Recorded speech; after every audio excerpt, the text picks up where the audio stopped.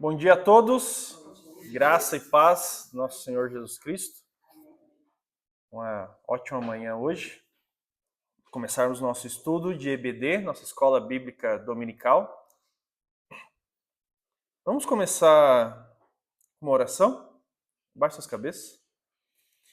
Senhor Deus, amado Pai, obrigado, Pai Santo, que o Senhor, Pai, ó Deus Todo-Poderoso, obrigado, Pai, que o Senhor Deus Criador, Senhor, Deus zeloso, ó Pai.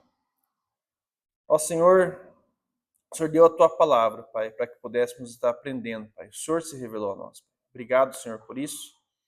Clamamos, ó Pai, que o Senhor possa, Pai, estar através do Teu Espírito Santo, nos mostrando o que o Senhor deseja hoje, Pai, nos ensinando, Pai Santo, as Tuas ordens, as Tuas palavras, Pai, não as nossas. Ó Deus, o Senhor possa abençoar esse momento, Pai. Sua palavra diz que onde 2 ou mais pessoas se encontram, o Senhor está junto. Então, queremos que o Senhor esteja conosco nesse momento. E seja o Senhor quem esteja dirigindo, Pai, esse momento de estudo. É o que te agradecemos e pedimos no nome do Teu Filho Jesus. Amém.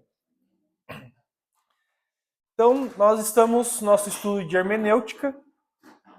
E o nosso estudo ele é um estudo sequencial e gradativo. O que isso quer dizer? Quer dizer que ele tem uma sequência e cada aula depende do entendimento da aula anterior. Então, nosso primeiro capítulo de estudo foi sobre a Bíblia, sobre o cânon. E nós vimos, para que nós tivéssemos um entendimento do que o cânon é formado e por que nós usamos os 66 livros como base de estudo. Nós vimos ali sobre o Antigo Testamento, vimos como era feito, quais livros eram ou não guardados, quais nós temos, por que nossa Bíblia hoje tem 39 livros e não mais contendo apócrifos. Entendemos porque os apócrifos não fazem parte, porque nem os judeus guardavam ele, nem os judeus guardaram esses livros no templo, não fazia nem parte da Bíblia judaica. Né? E nós vimos, então, na última aula sobre o Novo Testamento. Entendemos ali alguns critérios que foram norteados para compor os 27 livros, né?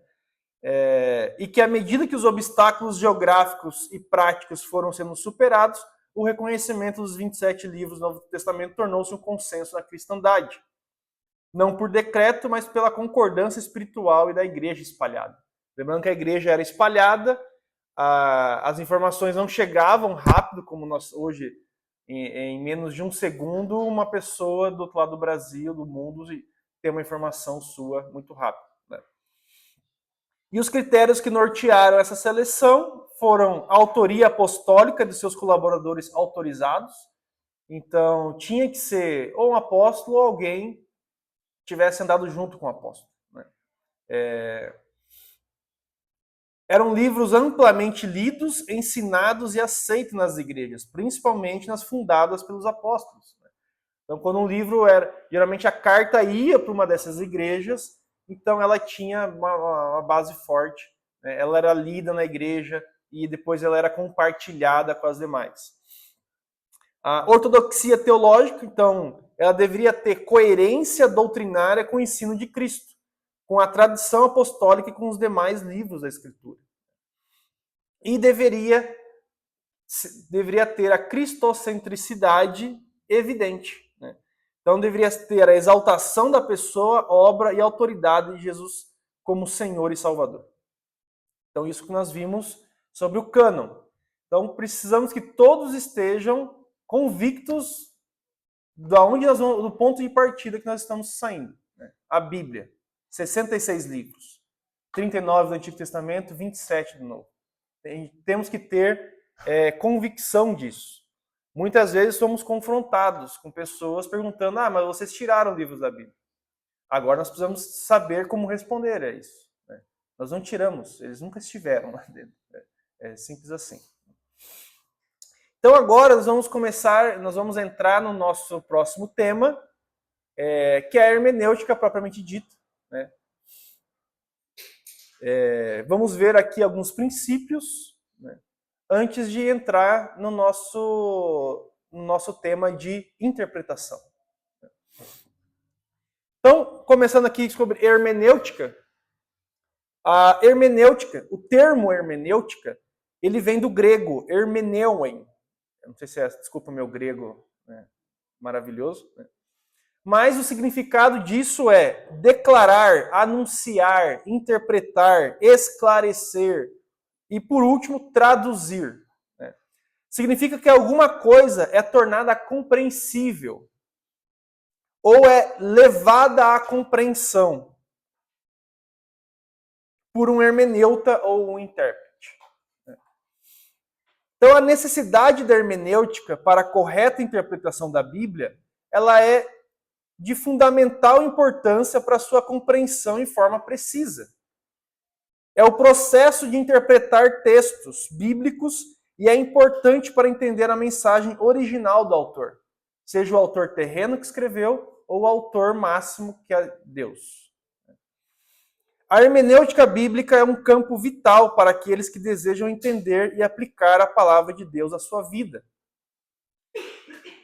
Ela é importante porque a partir da má interpretação é que se surge várias falsas doutrinas, é que se surge falsos métodos de interpretação, é da onde surge várias heresias. É um processo crucial para aqueles que desejam entender e aplicar a palavra de Deus à sua vida. Por consequente, é o processo de interpretar os textos bíblicos, levando em conta os contextos históricos, literários e culturais. Ao mesmo tempo, leva em conta a continuidade da revelação divina e a continuidade da história da salvação.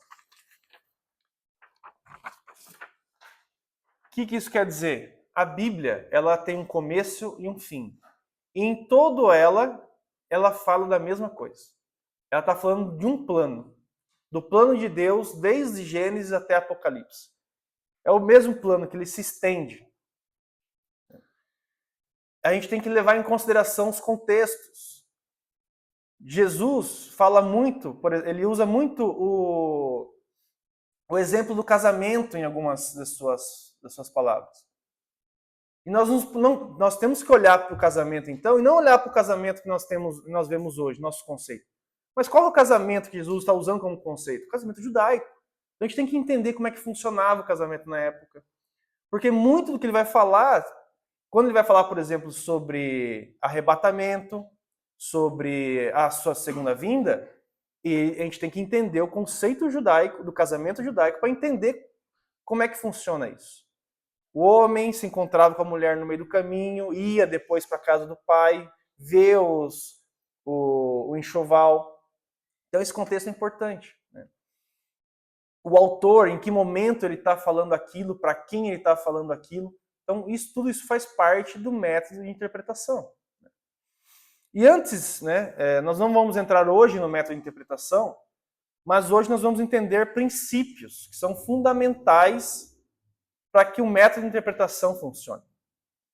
Então nós estamos partindo da Bíblia, nosso principal, a nossa única ferramenta de estudo, né? E agora nós vamos entender princípios para interpretar. E depois nós vamos ver a interpretação, como interpretar. E para a interpretação da Bíblia, existe a necessidade de hermenêutica estar presente, pois ela é crucial para entender a sua mensagem original. Por isso a importância de seguirmos princípios hermenêuticos precisos referente à Bíblia. Então, o primeiro deles... Pode passar. Primeiro princípio bíblico, princípio da inerrância. A Bíblia, ela é inerrante. O que isso quer dizer? Quer dizer que ela não contém erros nos seus escritos originais. Ela não tem erro aqui dentro dela. Porque o autor, ele é perfeito. E o trabalho perfeito de Deus não permite o erro. Vamos abrir nossas Bíblias em Números 23, 19.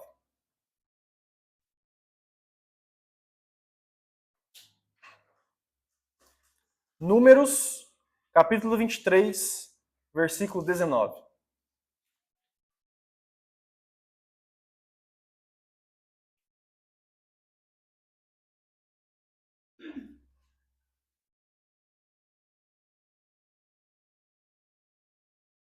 Dona Ana, consegue ler?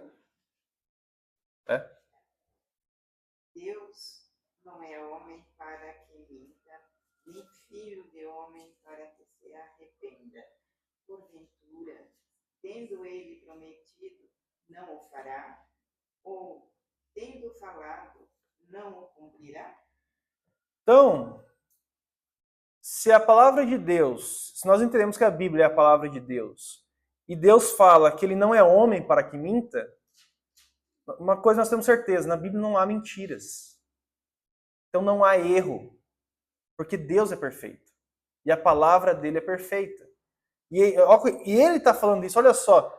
Porventura, tendo ele prometido, não fará? E a gente olha aqui para várias promessas do Antigo Testamento sendo cumpridas aos poucos, algumas sendo cumpridas em Jesus, e outras nós sabemos que ainda vão se cumprir lá em Apocalipse. Mas se ele falou, se ele prometeu, ele fala, eu vou cumprir. Eu não sou igual a vocês, igual a humanidade, que é passível de mentira. Ele fala, eu não sou homem para que minta. Então, se eu falei, eu vou cumprir. O que eu falei não tem erro. Lembra que a mentira, ela vem de Satanás. Satanás é o pai da mentira. E Deus falou assim, eu não tenho parte com isso. Não procedo disso. Então, o primeiro princípio, ela não erra. Isso aqui é importante porque um dos argumentos que a gente escuta também é, mas a Bíblia está cheia de erro. Ela foi escrita por homens. Ela está errada. Me mostra um erro. Qual erro? Aonde está errado? Não tem erro. E muitos dos argumentos que as pessoas usam, a gente vê que é falta de interpretação. É porque não está interpretando direito. Então ela não erra, ela não contém erros. Tá? Segundo princípio,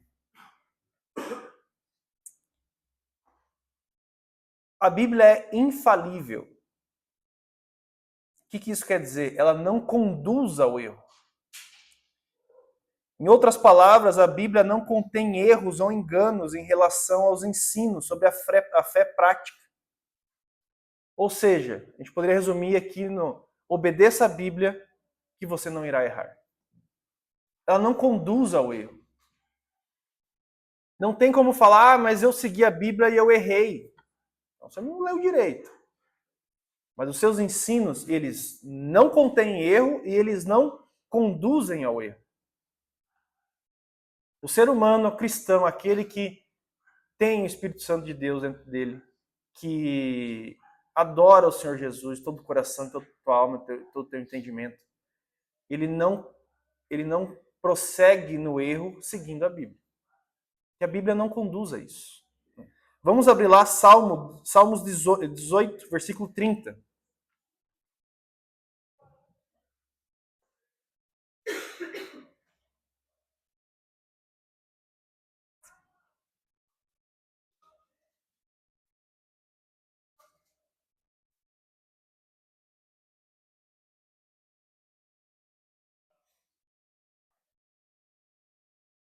Salmos 18, versículo 30. Lia. O caminho de Deus é perfeito, a palavra do Senhor é provada, e ele é escudo para todos os que nele se O caminho de Deus é perfeito. A palavra do Senhor é provada.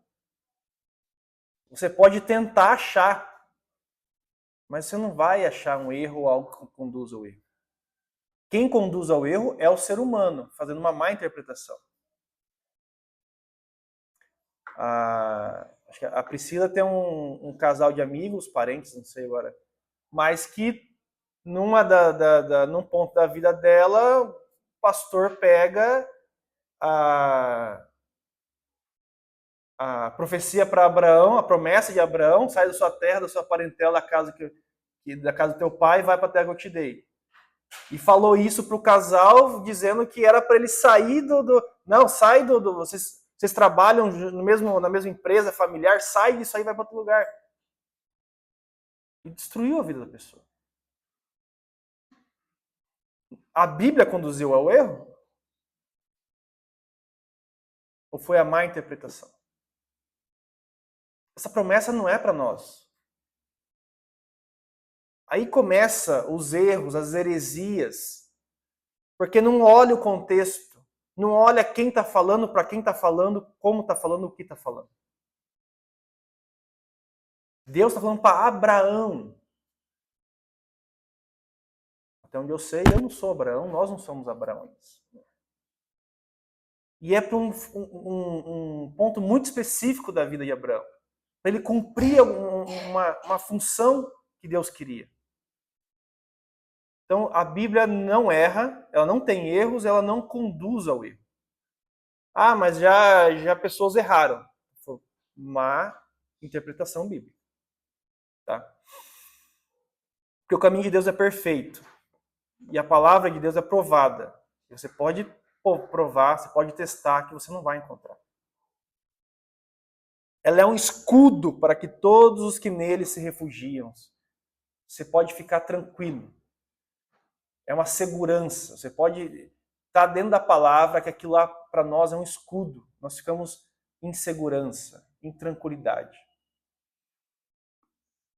Terceiro princípio. Inspiração divina. A Bíblia, ela é inspirada por Deus. O que isso quer dizer? Que as palavras foram dadas, elas foram supervisionadas por Deus, respeitando os escritores dentro da sua normalidade. Vamos abrir lá, 2 Timóteo 3, 16 a 17.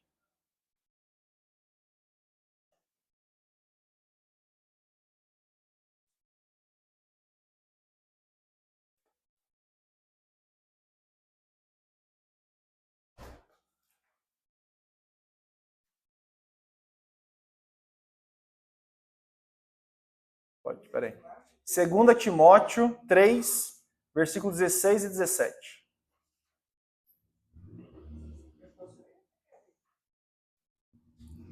Pode ler, Ju. Toda escritura é divinamente inspirada e proveitosa para ensinar, para redarguir, para corrigir e para instruir em justiça, para que o homem de Deus seja perfeito e perfeitamente instruído para toda boa obra. Então, toda a Escritura. O que é a Escritura? Nós já vimos. 66 livros, 39 do Antigo Testamento, 27 do Novo. Então, toda a Escritura, todo o cânon é inspirado por Deus.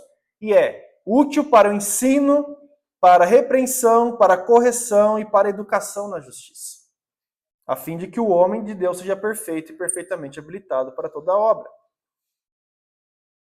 Então ela ensina, ela educa, ela corrige. Tudo isso ressalta os dois princípios que nós vimos antes. Que ela não erra e ela não leva ao erro.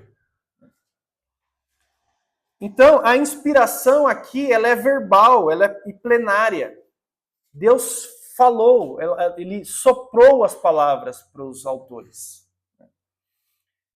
A palavra no grego aqui é telpneustos, soprada. E é recorrente, a gente escuta isso. Mas a Bíblia ela erra, ela não pode ser certa porque ela foi escrita por homens. Ela foi escrita por homens. Mas as palavras foram sopradas por Deus. Deus manteve as características de cada um na Bíblia. E nós vemos isso aqui. Nós pegamos aqui João, o livro de João, o Evangelho de João.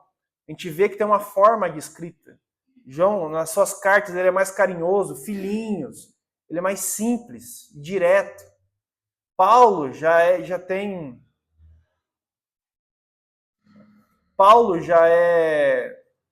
mais instrução, então ele escreve diferente. Lucas era médico, nós estamos vendo isso em Atos. Então, tudo que ele faz é com acurada investigação. Ele leva os fatos como eles... Então, cada um tem o seu método. Os profetas, cada um tem a sua característica, mas toda a escritura ela é soprada por Deus. onde o autor das Escrituras é o Espírito Santo. Os autores humanos, eles foram movidos pelo Espírito Santo. Vamos abrir lá, 2 Pedro 1, do 20 ao 21. Lembrando aqui que esses são os dois textos que nós usamos lá na nossa primeira aula. São dois textos que nós temos que ter em mente sempre, para rebater esse tipo de heresia. 2 Timóteo 1, versículo 20 ao 21. Pode ler, Rebeca. 2 Pedro, desculpa. 2 Pedro 1, do 20 ao 21. Mas nada saibam que nenhuma profecia da Escritura provém de interpretação pessoal, pois jamais a profecia teve origem na vontade humana, mas homens falando da parte de Deus, interrompidos pelo Espírito Santo. Então, Pedro está reforçando isso aqui. Nenhuma profecia veio de homens. Veio de particular elucidação, de inteligência humana, de viagem psicodélica. Nada. Jamais, Pedro fala, jamais qualquer profecia foi dada por vontade humana. Entretanto, homens santos falaram da parte deles movidos pelo Espírito Santo. Então, a palavra foi soprada por Deus e os homens foram movidos, compelidos a escrever. Então, esse princípio tem que estar muito forte, porque essa é uma heresia muito forte que contrasta. A gente já viu pessoas... mas irmão, mas está na Bíblia. Mas a Bíblia foi escrita por homens. Sim, foi. Mas olha aqui, tem princípios que mostram que os homens foram usados. Eles foram movidos pelo Espírito Santo. Mas o autor, existe o autor terreno, com a sua característica terrena, mas o autor das Escrituras é o Senhor Deus. Ele é o autor. As ordens específicas para escrever a palavra do Senhor vêm diretamente dele. Vamos abrir lá, Êxodo 17, 14.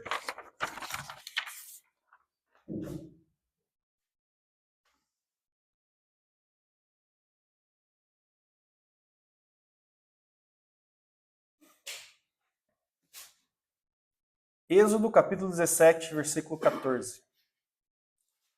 Gabi. Então disse ao Senhor a Moisés: escreve isto para a memória num livro e repete-o a Josué, porque eu hei de riscar totalmente a memória de Ameleque, debaixo do céu. Então o Senhor Jesus está falando aqui a Moisés, isso aqui é um dos textos, tem vários que Deus está falando isso. Deus está falando assim, Moisés, escreve para a memória num livro. Para quê? Para que Josué e outras pessoas venham a ter conhecimento do que aconteceu. Deus manda escrever. Ninguém escreveu aqui, Chico Xavier, né? Eu vou sentar aqui e vou ficar psicografando. Não. Isso não existiu. Deus manda escrever. Ele é verbal, é a plenária. Ela foi soprada, ela foi falada. E as pessoas foram movidas a escrever. Jeremias, capítulo 30, versículo 2.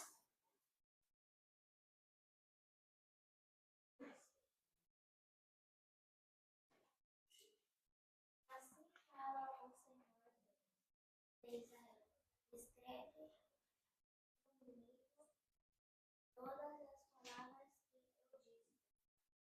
Então aqui, como é que o livro de Jeremias foi escrito? Deus mandou. Escreve num livro. Escreve num livro todas as palavras que eu disse. Então toda a escritura ela é escrita por Deus dizendo, Deus escrevendo. Ele usa o ser humano, mas a palavra é dele. E aqui lembrando, o próprio Novo Testamento afirma que as outras partes do Novo Testamento são escrituras. Vamos lá, 1 Timóteo 5,18.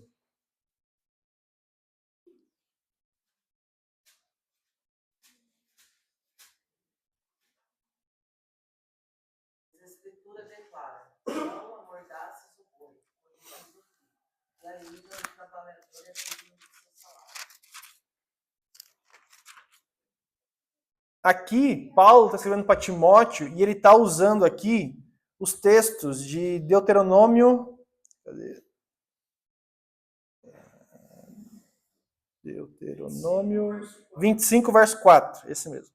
E de Lucas 10, 7. Então ele tá falando o quê? Ó, Deuteronômio, Lucas, Escritura. Ele está reforçando isso.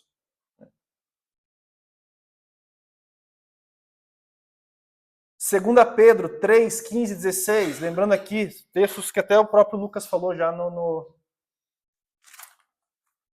nossa aula anterior sobre Novo Testamento.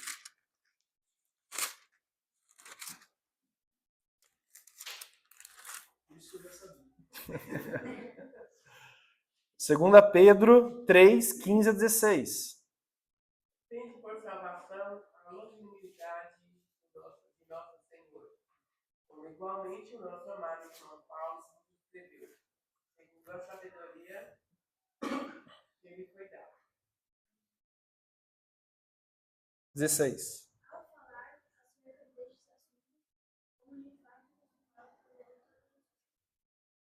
das quais há certas coisas a entender, e os ignorantes e instáveis deturbam, como também deturbam as demais escrituras para a própria destruição. Então aqui Pedro está trazendo, os escritos de Paulo são escrituras.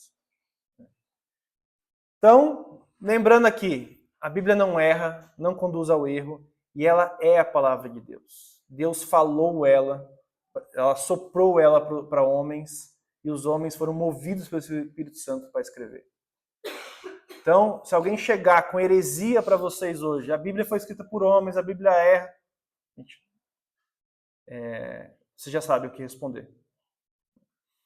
E quarto e último princípio aqui é o princípio da suficiência. A Bíblia ela é suficiente. Não precisamos de complemento. Ela não precisa. Eu preciso pegar ela e somar com outros livros aqui para eu ter entendimento. Não. Ela não precisa ser somada com livro de história, com ciências, livros espirituais, autoajuda. Eu vou ler um livro de autoajuda para eu entender a Bíblia. Não existe isso. A própria Bíblia, ela é suficiente. Os autores, os autores, os próprios judeus do Antigo Testamento, até na própria época de Jesus, o que eles tinham? Eles tinham a Bíblia. Não ficavam usando, porque o texto grego, porque o filósofo, porque o estudioso. Jesus usava quem? Quando ele se referenciava? Ele usava a Bíblia. Ele não ficou falando, mas Heródoto, mas fulano, ciclano, porque no estudo da psicologia, porque no estudo da filosofia, porque no estudo da história, porque no estudo... Jesus nunca fez isso. Ele usava a Bíblia. Então a Bíblia, ela é suficiente. Não precisamos complementar. O que a gente precisa? Orar. Ora a Deus. Peça que o Espírito Santo te dê entendimento. Quando a gente olha João 14, a gente vê que é um dos motivos de Jesus ter mandado o Espírito Santo.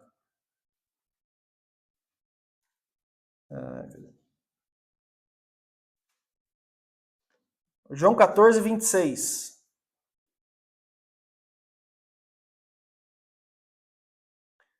Mas o Consolador, o Espírito Santo, a quem o Pai enviará em meu nome, esse vos ensinará todas as coisas e vos fará lembrar de tudo que vos tenho dito. Não precisamos complementar. Precisamos orar. Tudo seja conhecida com orações e súplicas, pelas orações e súplicas, com ações de graça, as vossas petições. Você tem orado? Você tem lido a Bíblia? Né? E antes de ler a Bíblia, você tem orado pedindo discernimento de Jesus Cristo? Precisamos orar antes de... Temos que ter reverência. É uma palavra que nós estamos usando frequentemente aqui. Isso aqui não é a palavra de Deus. Acabamos de ver 4 princípios que mostram o quanto isso aqui é importante. É a palavra de Deus. Temos que ter reverência. Não pode ser lida como qualquer livro. Não pode ser lido na cama com sono. Você tem que separe um tempo, ore, peça discernimento para Deus e ore. Com as coisas de Deus nós temos que ter reverência, respeito, que é o momento em que nós estamos lendo aquilo que ele se revelou para nós. Então a Bíblia, ela é como... Alguma dúvida até aqui? Não? Perguntas? Então a Bíblia ela é como uma grande dispensa espiritual de Deus. Cabe a nós, como servos e estudantes da palavra, a responsabilidade de nos aproximarmos dessa dispensa com reverência e cuidado, para retirar dela o alimento necessário ao povo de Deus. No entanto, ao lidarmos com as Escrituras, não podemos corromper sua mensagem ao inserir nela nossas próprias ideias, emoções ou opiniões pessoais, como se pudéssemos melhorar aquilo que já é perfeito. Ah, não, eu vou ler diferente aqui, eu vou melhorar aqui um texto. Ela não precisa ser melhorada. Ela está ali, suficiente, é aquilo necessário. É justamente nesse ponto que a hermenêutica bíblica se torna essencial. Ela nos orienta a sermos fiéis ao texto sagrado, ensinando-nos a interpretar corretamente a mensagem que Deus revelou por meio dos autores bíblicos. E aqui nós vamos ver duas coisas importantes.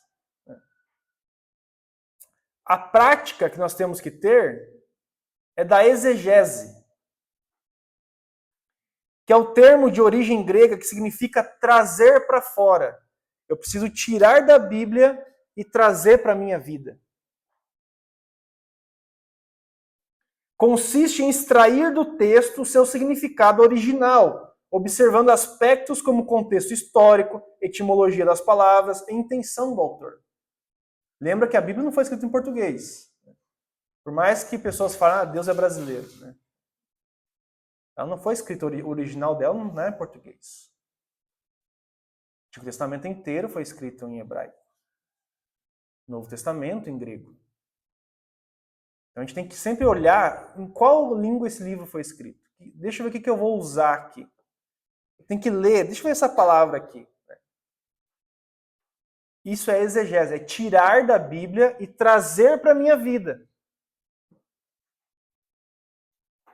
E o contraste disso, que é um perigo, isso aqui é uma cilada para nós hoje, é a exegese.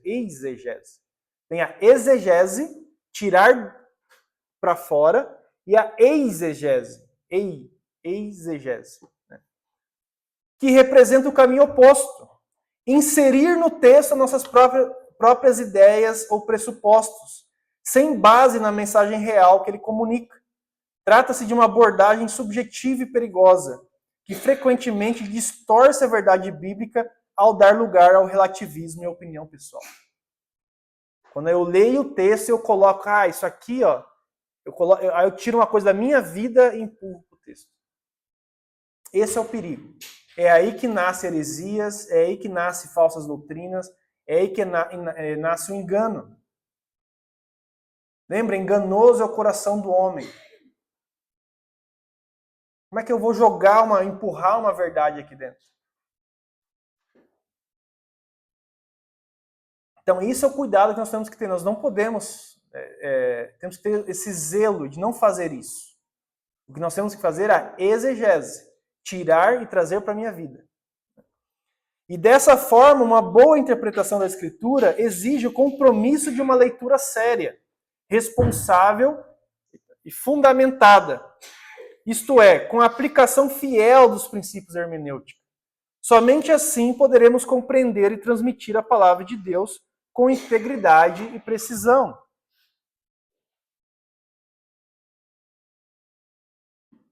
E isso aqui vai nortear os nossos próximos estudos sobre interpretação bíblica. Nós vamos ver métodos de interpretação, vamos ver métodos que são usados hoje e que são um veneno, e métodos que a Bíblia nos mostra como seguir. Mas tudo isso é pautado nesses princípios. Por isso que o nosso estudo é gradual e sequencial. Cada dia vai precisar da aula anterior. Sem isso, a gente vai mais para frente, não adianta, a gente vai se perder. Então, partindo aqui para um resumo, o que é a hermenêutica bíblica? Então, é o estudo metódico dos princípios e regras de interpretação das Escrituras, onde a Bíblia ela contém as suas próprias leis de interpretação. Ela mesma mostra, ela traz quais são os princípios, ela mesma traz as regras. E quando entendidas e aplicadas apropriadamente, produzem o sentido correto de determinada passagem. E onde nós podemos olhar para dois grandes pontos. Primeiro ponto, quando a gente não faz adequadamente. Texto fora de contexto é pretexto. Nenhuma doutrina pode ser considerada bíblica, a não ser que leve em conta todos os textos relacionados a essa doutrina. Todo texto tem que ser interpretado à luz do seu contexto literário, cultural, histórico e geográfico. Como o caso que nós falamos aqui. Texto fora de contexto é pretexto. Irmão, você precisa sair da sua casa, sai da empresa que você tem parental aqui e vai para outro lugar. Não tem nada a ver. Um texto fora de contexto é um pretexto para eu falar alguma asneira. Para eu botar a minha verdade na Bíblia. E aí eu causo estragos.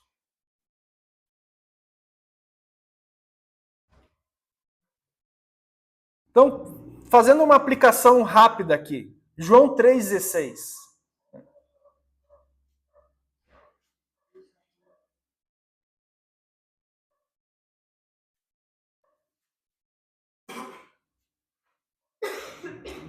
Então, perguntas que nós temos que olhar aqui. Que a gente tem que se fazer quando a gente vai ler um texto. Quem parou a leitura? Porque Deus amou o mundo de tal maneira que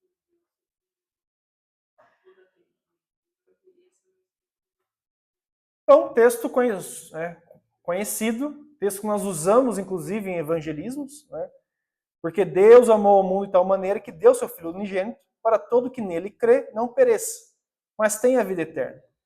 Aí a gente tem que começar a olhar o contexto, fazendo um breve exercício de aplicação. Quem está falando aqui?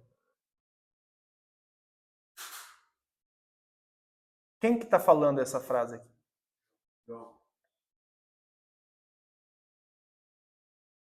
Tem que olhar o contexto. João escreveu, mas ele está escrevendo um acontecimento aqui. Quem está falando isso aqui é Jesus. Jesus está falando isso aqui para quem?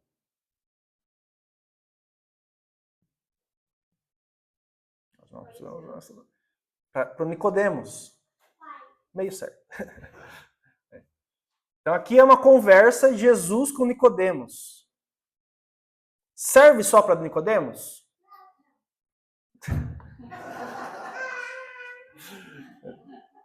Mas isso nos alcança hoje, serve para nós. E nós levamos isso para os outros hoje. E qual é o contexto que isso aqui está sendo falado? Do quê?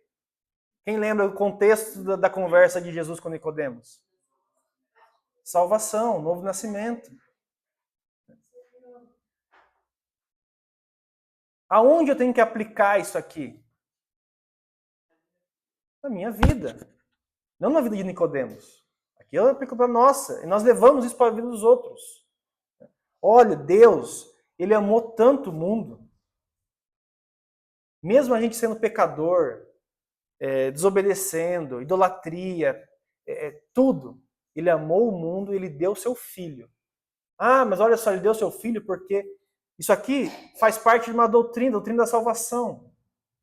É o único texto que fala? Não, ele está ligado desde Gênesis. Desde Gênesis Deus está prometendo um Salvador, porque o pecado precisava ter uma consequência. Ele precisava ser resolvido isso aí. E Deus manda, ele amou o mundo que ele manda seu filho.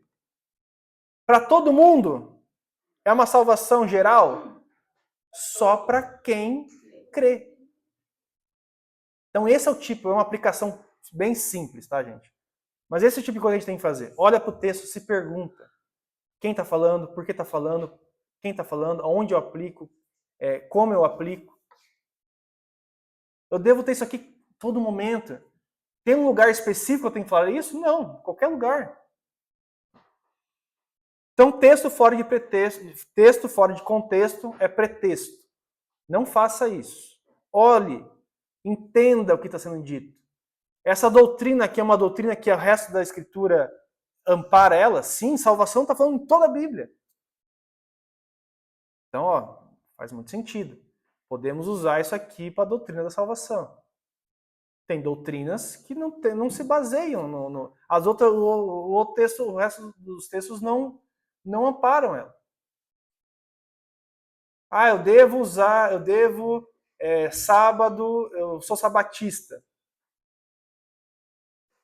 O que acontece aqui? Eu tirei um texto do contexto dele. O contexto era para o judeu, povo de Israel. Até um certo momento funcionava. Jesus veio e ele é o Senhor do sábado. Aplicou para um contexto muito pequeno, mas o contexto tem que ser de Gênesis e Apocalipse.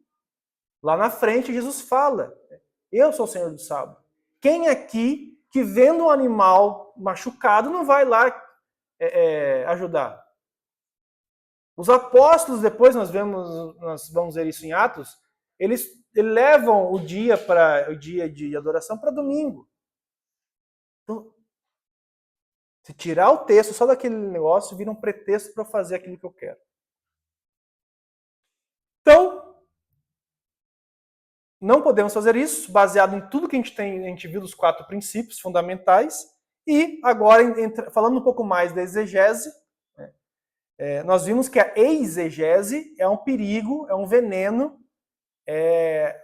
Aquilo lá é como uma sementinha dentro de um terreno, de um cimento, que é igual a raiz, né? De uma árvore onde você cimentou o resto. Ela vai crescer e ela vai estourar tudo. Mas nos apegamos à exegese. Tiramos o texto e trazemos para a nossa vida. Lembra que Tiago fala que não sejais apenas ouvintes, mas sejais praticantes da palavra. Eu tenho que tirar o texto e tem que entrar na minha vida. Tem que vir aqui e descer para o corpo. O corpo tem que fazer aquilo. Então, a exegese bíblica é o processo de descobrir o verdadeiro significado do texto sagrado, considerando o seu contexto histórico, cultural e literário. Em outras palavras, é extrair do texto o que realmente ele diz e não inserir nele nossas próprias ideias ou pressupostos pessoais. Essa distinção é fundamental para uma interpretação fiel das Escrituras. E nós vamos ver mais para frente que isso faz uma quebra de tipos de métodos de interpretação. Um levando a total heresia e outro não. Podemos ilustrar esse processo como a imagem da despensa de Deus, nós falamos antes. Como servos, somos como garçons. Garçons, né? O plural garçons. Como garçons que vão até a despensa buscar o alimento necessário para o povo. Nossa função não é modificar ou acrescentar nada. Eu pego o que foi deixado e levo para o outro lado. Esse é o nosso papel. A gente não precisa chegar lá, né? O chefe que estudou, foi lá anos, sabe como colocar os temperos, ele deixou um prato pronto ali. É só pegar e levar para a mesa. Esse é o nosso papel. Deus já deixou aqui pronto. Eu não tenho que modificar aqui nada. Tem que pegar ele aqui e levar para o próximo, que é a nossa ordenança. E de fazer discípulos. Então eu tenho que pegar isso aqui e levar para os outros. Não levamos, nós não trazemos e colocamos na despensa. Nós só tiramos, não colocamos nada dentro dela. Não volta aqui, chefe, aqui, ó, ele pediu o prato risoto, mas aqui, ó, ele mandou aqui, tá aqui a carne que ele comprou aqui, ó, vai aí e faz essa carne aqui. Já viram acontecer isso no restaurante? Se acontecer, deve vir uma maravilha, né? Toda cuspida. Mas nós não fazemos, nós não botamos coisa na despensa, nós só retiramos. Apenas retiramos dela aquilo que foi providenciado por Deus. Nesse contexto, é importante entender 3 conceitos centrais de tirar. Como eu vou tirar, então? Primeiro, a hermenêutica, né, que é a ciência que estabelece as regras para uma interpretação correta das Escrituras. Ela nos guia no processo de leitura e compreensão no texto. Segundo, a exegese, né, é a aplicação prática dessas regras. Então, ela estabelece as regras para a interpretação correta. A exegese vai aplicar as regras, com o objetivo de tirar do texto seu sentido original, revelado pelo autor inspirado. E o terceiro, nós vamos que dentro desses 3 conceitos, é a homilética, que é a arte de organizar e comunicar a mensagem bíblica. Ou seja, a preparação e apresentação de um sermão, por exemplo. Não vai ser o foco do nosso tema de hermenêutica. Mas, esses 3 pontos, quando a gente vai fazer um estudo preciso, né? A hermenêutica estabelece, a exegese aplica, a homilética organiza. Dessa forma, o estudo da hermenêutica bíblica é essencial para garantir que nossas interpretações estejam em conformidade com a vontade de Deus revelada nas Escrituras. Sem distorções, sem acréscimos, sem omissão. A gente estava falando sexta-feira. Tem como falar de salvação sem falar do pecado? Tem igreja que, se você falar do pecado, a liderança fala assim, não fala do pecado não. Deixa quieto isso aqui. Vamos falar de outra coisa. Se falar aqui do pecado vai doer, vai machucar, tem pessoas que vão se ofender. Não tem que omitir. Não tem que acrescentar nada. Deus fala, não acrescentareis um tio no que foi escrito. E é por meio dessa disciplina que aprendemos o manejar bem a palavra de Deus. E aí nós vamos começar a ver agora, com base nesse princípio, nesses 4 princípios elementares que nós vimos, inerrância, infalibilidade, inspiração e suficiência.